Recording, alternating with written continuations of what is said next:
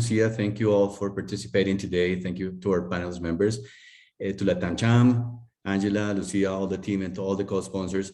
Thank you so much for making this event possible. We're going to be talking about for about 30 to 40 minutes on sustainability matters relating to Singapore and Colombia. Just by way of introduction, sustainability refers to a number of industries and initiatives. It's pretty much one of the most important issues to consider in doing business today. And it has a number of facets, including regulation, supervision, so that we have organized for you all a panel that comprises key individuals and actors on this market and this field from Singapore and from Colombia. We have the benefit of hearing from Wu Wei Pham. She's a director at the Ministry of Trade from Singapore, and I will ask her to introduce herself in a minute. We also have Andres Garcia, who's the managing director at BBA Colombia, who's heavily involved in these matters on a number of fronts, as he will let us know in a little bit. And also my good friend and partner, Luis Gabriel Mosillo, who's one of the most knowledgeable attorneys in Colombia as to sustainability matters. So we're going to be talking about a number of matters relating to sustainability in general, but we will be making a focus on carbon neutral markets. We'll be talking about probably sustainability finance and some other issues that may be of interest to you all. If you have any questions, please do let us know by writing on the chat that is going to be available for you throughout the conference. And at the end of the panel, we should be able to have a few minutes for comments and further discussion. So with that, let me start by asking my panelist members to introduce themselves. Let's start with you. Wu Wei, if you could share with the audience the background of the Ministry of Trade, what you do in particular in respect of the field of sustainability, and what you do in particular from your post there. And then we'll do the same with Andres and Luis Gabriel, and then we'll take it from there. Thank you all. Thank you, Carlos. It's nice to have everyone here joining us. Good evening to those who are joining us from Singapore, and good morning to those who are joining us from Colombia. I'm Wu Wei. I'm from the Ministry of Trade and Industry in Singapore. I'm from the Climate Change and Sustainability team under the Industry Division. I'm the Director in charge of International Cooperation. In particular, we look at cooperation on the climate change front. I will talk more about what we do, Singapore together with Colombia, after the quick introduction from the other panelists. Thank you. Thank you so much. If we can go with you, Andres, please. Of course, thank you, Carlos, and hello to everyone. I am Andres Garcia. I am based here in Bogota, Colombia. I'm Managing Director in BBVA in the area of corporate and investment banking. I'm leading the team of global client, and I'm also responsible for sustainable finance here in the BBVA. So it's great to be here sharing with you, and thank you for the invitation. Thank you so much. Thank you. Thank you, Carlos. How are you, everybody? My name is Luis Morcillo. I'm a partner in the capital markets practice at Brigada Urrutia, and we have recently launched our ESG practice as the first Spanish-speaking law firm with a specialized practice on ESG matters. So we are very well acquainted, and a pleasure to be here to expose these matters with you today. Thank you. Thank you so much. So let's start, Wu Wei, if you could, with a general comment on Singapore's economy, and particularly what you would highlight as the ties between Singapore and Colombia, please. Thank you, Carlos. I understand that we have several Colombian companies here, so I thought that it'd be useful to do a quick introduction of Singapore. Geographically, we are in Southeast Asia with Malaysia and Indonesia as our immediate neighbors. In terms of the investment environment, perhaps this is something that the Colombian companies would be most interested in. Some reasons why companies that look at expansion into the Asia Pacific choose Singapore as the regional HQ. I would highlight three key factors. The first relates to connectivity. The second relates to markets, and the third relates to infrastructure. By connectivity, I think there are two key areas to highlight. First is in terms of our transportation connectivity. In particular, in terms of air connectivity, Singapore has a 7-hour flight radius to half of the world's population. So in particular, I think our airport is one of the most well-connected airports in the world. We serve over 100 airlines and connected to over 100 countries. Our sea connection is, of course, something that we are also proud of. We are one of the top transshipment seaports in the world. So this is something that I would say from the transportation connectivity point of view for RHQs, they see Singapore as an excellent hub for their regional HQ to be able to have a control tower kind of function in Singapore. The second aspect of connectivity relates to trade. We have over 25 free trade agreements with countries, including key trading partners such as China, the US, and of course, Colombia. The latest, I would say, FTA that we have signed would be the one between Singapore and the Pacific Alliance that was signed in this year. And at the 16th Pacific Alliance Summit, we're happy that this is actually a really new, I would say, frontier for Singapore. We don't have a free trade agreement with Colombia per se. So through the Pacific Alliance Free Trade Agreement, we're able to have companies from both countries to gain access in terms of goods and also services markets. So this is one aspect that of trade connectivity that I thought that is useful to highlight, in particular relating to the bilateral economic relations between Singapore and Colombia. The second aspect that is attractive to investors into Singapore relates to markets. Singapore is in Southeast Asia, which is, I would say, projected to become the fourth largest economy in the world by 2030. So that's, I would say, the largest being the US, China, and then EU. So Southeast Asia is the fourth largest by 2030.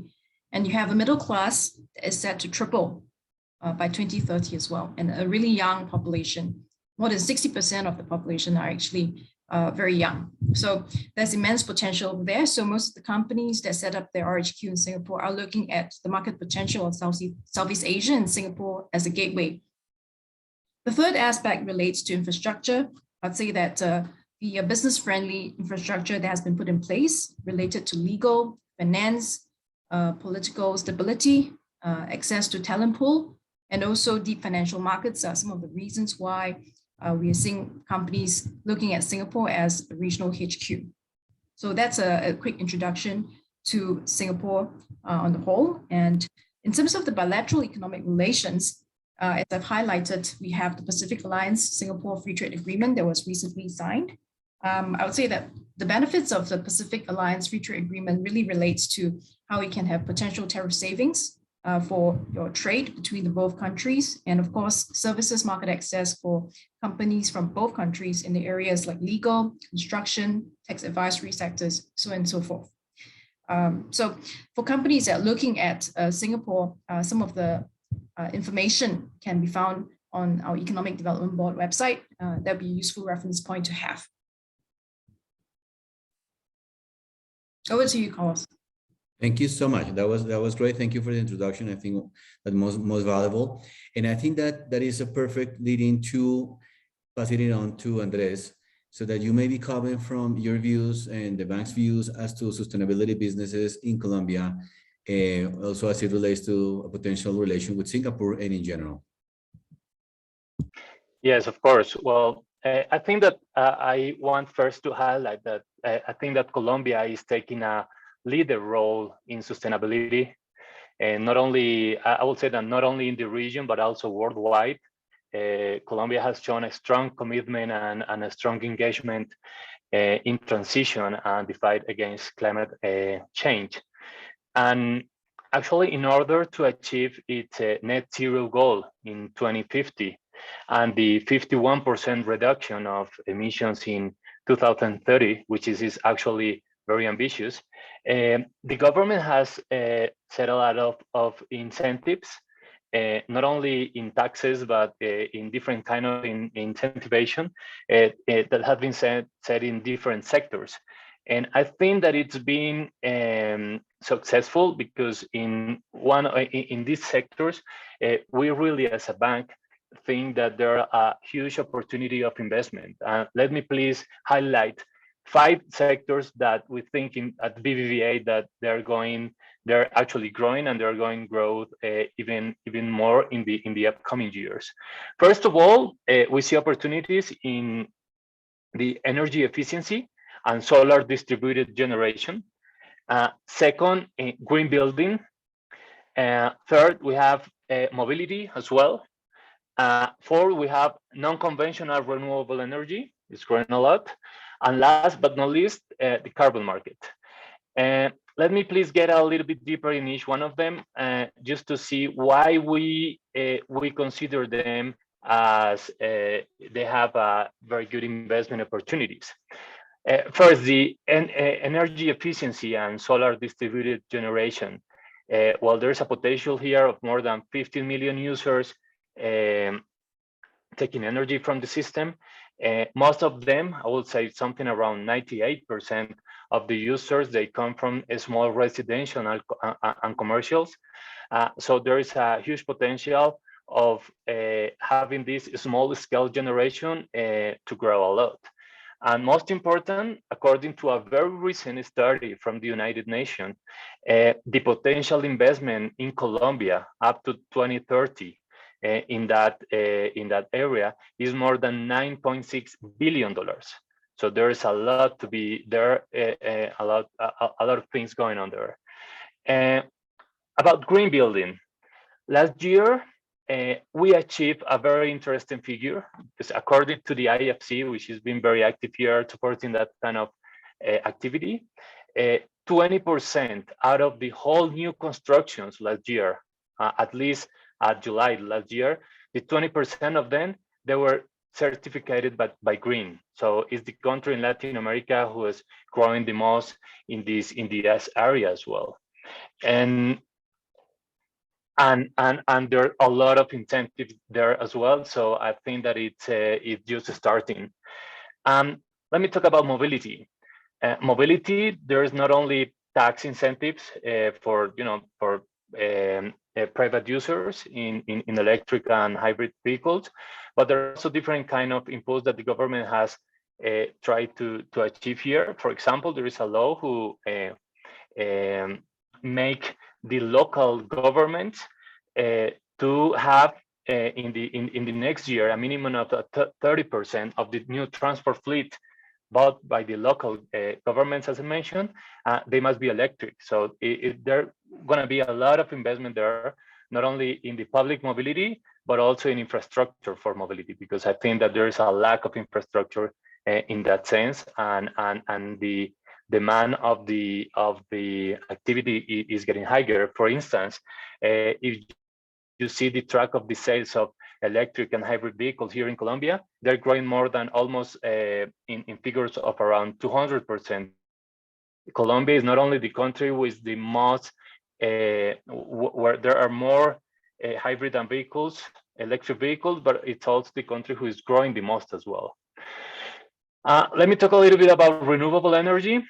We have here in Colombia already a very clean matrix in energy, because almost the 70% is coming from hydro. There are huge hydros here, but we have this ambition to change the breakdown of the energy matrix in where the participation of the non-conventional renewable energy will come from less than 1% to 25% in the upcoming years. Actually, the goal of the government is to get that goal in next year. I would say that it will be coming from 2-3 years, but it's going to be needed a lot of investment, and there's a lot of them already going on, and we're here have a dimension of at least $3 billion of investment needed here. And also, the government has set a roadmap to impose the green hydrogen and the offshore wind as well, because we see a lot of potential here in the country. And in that roadmap, we see like how clear we can mobilize these all opportunities and to be bankable and just to work with that. And last but not least, as I mentioned, carbon market. I will highlight three aspects why we think that carbon market here have a big opportunity. Well, first of all, because the use of land in general, and being deforestation one of these, represent the highest problem in terms of emission here in Colombia. You know, more of the 65% of the emissions coming from the country, they came from the use of land, and deforestation is being one of the big issues. Second, because we have a lot of land to be used here in Colombia. As you know, we are the second most biodiversity country in the world, so we have a lot of opportunity there as well. And finally, since we set the carbon taxes, there is a carbon market starting here. And even if it's just starting, we have already sold more than 60 million tons of carbon. And actually, we're kind of exporting as well. So here, there's a huge opportunity as well. And that will be, I think, Carlos, the most important sectors, I would say. Terrific, Andres. Thank you so much. That's a great overview as to a number of markets that may be of interest from a sustainability perspective. And you mentioned, as you said, last but not least, carbon markets. And I think that is a good excuse to go back to WeWay, because I know that Singapore is positioned itself as a carbon services and trading hub for Southeast Asia and Asia Pacific with great success.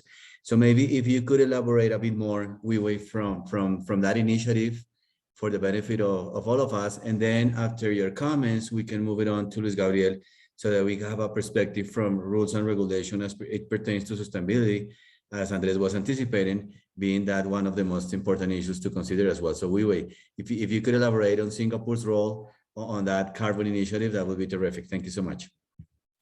Thanks, Carlos, and thanks, Andres. Really, I think I'll share a little bit more about Singapore's ambition to be a carbon services and trading hub. I'll also talk a little bit about the carbon credits or carbon credits projects potential that Andres touched on. In terms of the carbon services and trading hub ambition that we have, I think it really arises from what we see as a rising demand for carbon services as countries and organizations raise their climate ambition. We are at the heart of Southeast Asia and we want to play a role in enabling regional decarbonization and to advance global agenda on climate change. Just last year, we announced the Singapore Green Plan 2030 to also make clear our ambition to be a leading carbon services and trading hub so that this can support companies towards a transition towards a low carbon future, as well as to offer new business opportunities to create new jobs in the green economy for Singapore and the region. Singapore is well positioned to be a carbon services and trading hub for the region because of our existing strengths in professional and financial services. And we also have a reputation as a neutral location and a trusted broker. We're also part of Southeast Asia, which we see has immense potential, just like Colombia, has immense potential for supply of nature-based solutions. Concurrently, carbon credits will provide a possible decarbonization pathway for hard-to-abate sectors. So we see that carbon credits actually presents an opportunity to support emissions reductions globally. So even as we continue to prioritize domestic emission reductions, we are keen to tap into carbon credits to complement our efforts to meet our NDCs, which is the nationally determined contribution under the UNFCCC. On the carbon services front, we are facilitating the growth of our carbon services by attracting companies that are actually expanding their capabilities in Singapore. In this area, we are also encouraging Singapore companies to build capabilities in this area by anchoring service providers that provide sustainability-related advisory, low carbon project development, carbon trading, and also services in measurement, reporting, and verification. So this is on the carbon services front. To date, we already have more than 70 organizations that provide carbon services. This is a very high concentration of service providers in Southeast Asia. We have firms like McKinsey, PwC in South Pole. They're expanding their carbon services practice in Singapore. We also have MNCs like Mercuria, Trafigura, and local players like Pavilion Energy. They are investing resources to develop their local carbon trading assets. On the carbon trading front, we are working with the private sector to develop Singapore as a trusted and robust market for trading of carbon credits. We have players such as the Climate Impact X, which is CIX, and Air Carbon Exchange, ACX, to establish a marketplace for companies to access high quality carbon credits. Essentially, these are carbon trading platforms, right? To be able to allow companies to be able to trade carbon credits. We are also collaborating with international partners to promote cross-border trade credit transactions. For example, last year, one of our ministers co-facilitated the informal ministerial discussions on Article 6, the Paris Agreement. And so that was something that was quite significant. We are also looking at partnering World Bank on the Climate Warehouse Initiative, which aims to reduce the risk of double counting of carbon credits and to promote transparency of carbon markets. So these are some of the initiatives that we have taken to build ourselves into a carbon trading hub. I would like to suggest 3 potential collaboration areas, right, for companies to consider. The first is to look at aligning some of our international practices, rules, and standards, for example, in terms of developing the MRV systems for greenhouse gas emissions in industrial facilities. So one of the key things that we're looking at is to work with independent entities such as Voluntary Carbon Market Initiative, the VCMI, and the Integrity Council for Voluntary Carbon Market to develop guidelines and best practices for voluntary carbon credits, which can be traded on platforms. We also encourage companies to set up presence in Singapore to look into the region's decarbonization needs and demand for carbon services, especially for Colombian companies that Andres actually highlighted that there is immense potential for carbon credits projects. So perhaps to use Singapore as a platform to trade some of the credits that have been generated from such projects. So I would just like to also share personally that I've just came back from a trip to Colombia not very long ago. We were in talks with the Colombia Ministry of Environment to look at collaboration in carbon credits. In particular, these are carbon credits that are in compliance with Article 6 of the Paris Agreement. These are corresponding adjusted credits. We think that there's a huge potential because of the huge biodiversity that we see in Colombia for nature-based solutions to generate carbon credits, which can be also traded on such platforms such as the CIX and also the ACX. So this is the other area that I think that there is immense potential for collaboration. And this is also an area where I see that Singapore companies can potentially look into investments into Colombia. Terrific, excellent. Thank you so much, Wiwi. And with that, let's turn it on to Luis Gabriel, who's going to be commenting on what you and Andres were talking about, and particularly rules and regulations from a Colombian perspective as it pertains to renewable energy and carbon markets.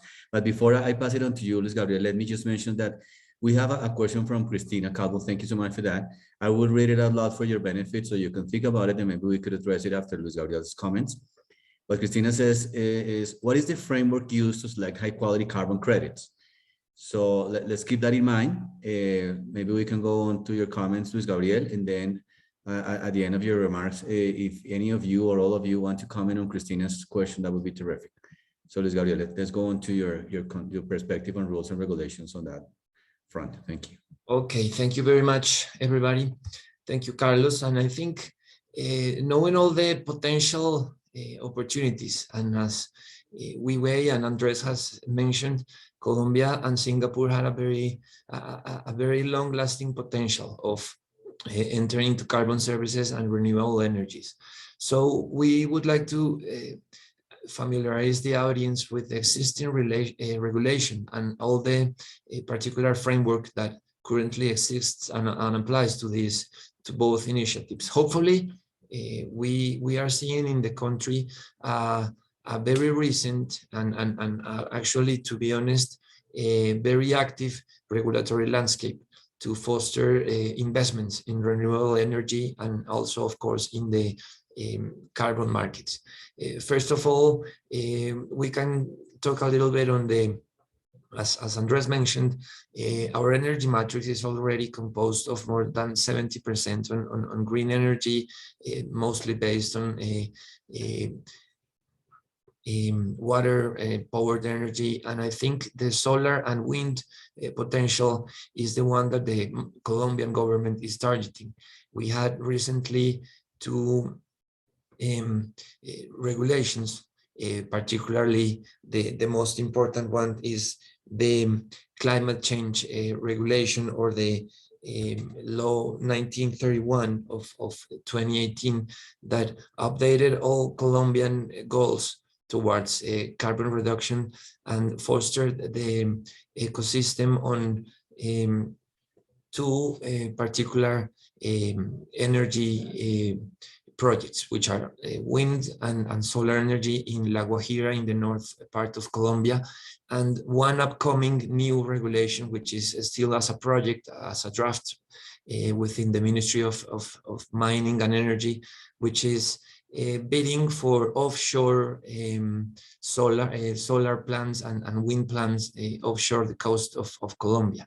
And those initiatives have now a very well established regulations with respect to how to interconnect the, of course, energy outputs of such production plants, and how they could be also connected to other countries, and how to foster the export of such energy excellence. When we were discussing with Venezuela and other countries how to include those excellence into the Colombian grid, and how they could also be exported.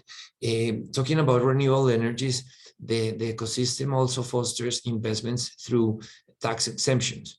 And particularly, we have a law, actually 8 years ago, Colombia has a law that provides for a tax benefit for all investments made on renewable energies. Law 1715 of 2014 has created a particular benefit for discounting tax credits. And also an important aspect is how free trade zones have been included in the rules in Colombia to also provide a very important business development and attraction of foreign investments.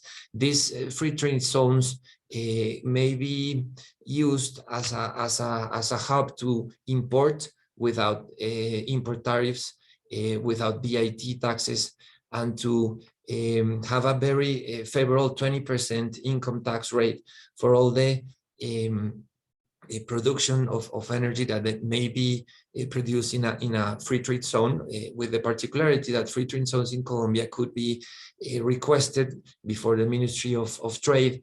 And if you have a project in Colombia, a very large scale solar plant or wind farm, you could apply for the whole project to be regulated and, of course, labeled as a free trade zone, encompassing all those tax benefits. And those tax benefits are also going to be added to the tax benefits on the income tax rate of law 1715. So you have like a joint tax benefit if you qualify for acting as a free trade zone. We have been seeing a number of developments on how to bring of course, multinational companies to develop the energy potential of Colombia. Colombia has a potential above the irradiation, let's say, index of Colombia is general in the country 4.9, when the level of the whole the standard in the global is 3.9. Particularly, two regions exceed 6%, 6 irradiation index, very similar to New Mexico, Arizona, where they are also in the lines of 6%.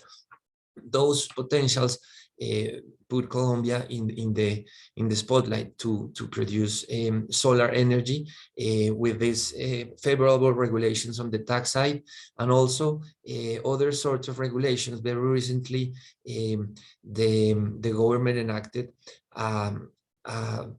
let's say, just not to get complicated in the matters of law here, but just to explain that it's the national plan law has a provision that all the projects that are going to be developed within renewable energies will be characterized as of national priority.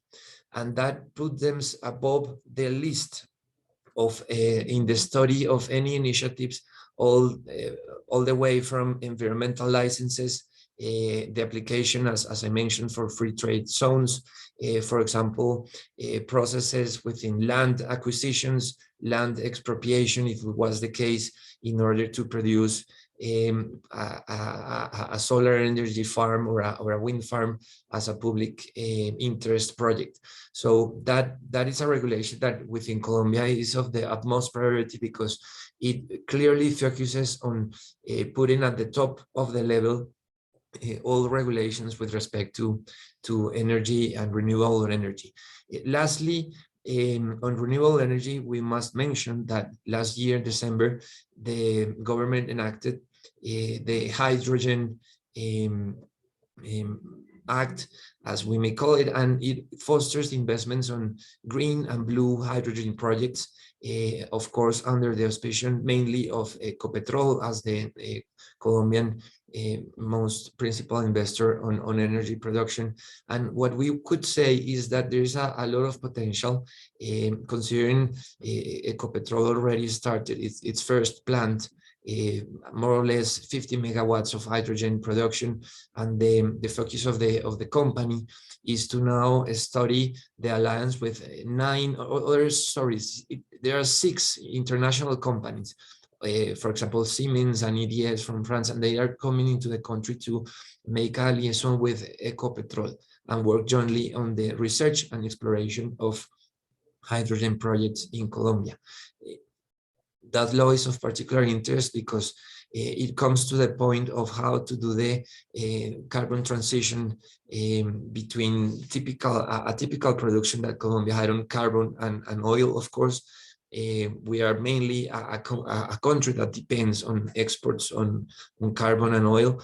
And at the time of doing this transition and reduction of those two principal commodities, we need to, of course, have the potential of gradually have other sources of energy production. So we are looking into a political panorama that clearly is decisive in the ways of what is the new government going to foster, particularly hydrocarbon or oil, or if there definitely we are going to be more and better regulations on the wind and energy production.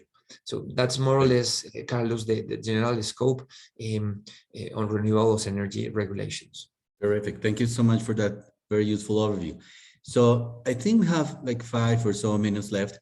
Let's try to address some of the questions from the audience, and thank you for that. As I said, Cristina asked us, what is the framework used to select high quality carbon credits? And we have a couple of more questions. Any of you would like to address this one from Cristina?